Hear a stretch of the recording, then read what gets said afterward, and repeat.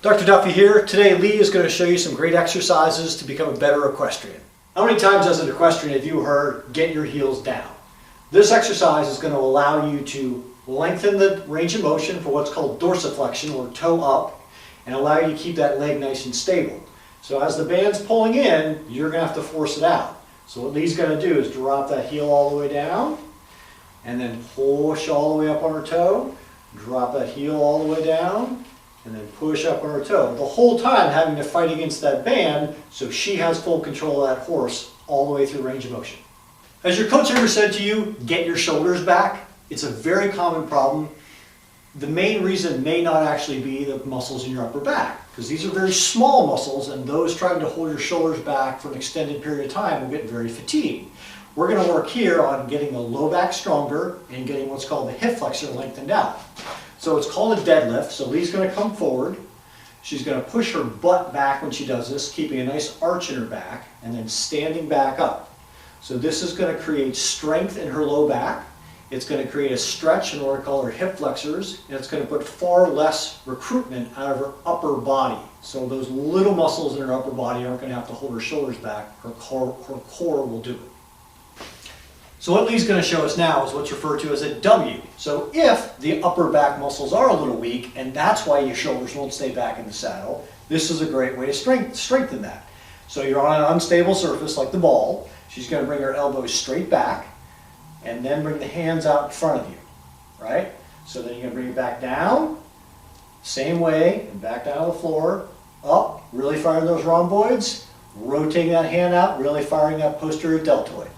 Super easy to make this exercise more difficult by just adding some dumbbells.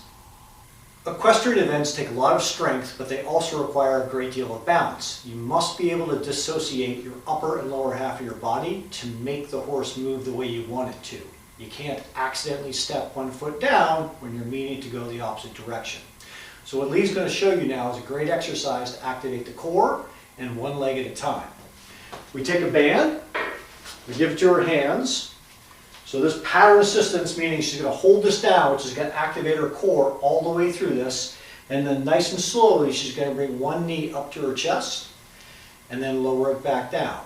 This will give you the hip range of motion to control the horse while keeping that core engaged, keeping you nice and tall in the saddle. Balanced leg strength is probably paramount in equestrian. You have to be able to post very consistently. So what Lee's going to show you now is how to truly get your glutes to engage rather than your quadriceps to get your body balanced while you're on top of the stirrups.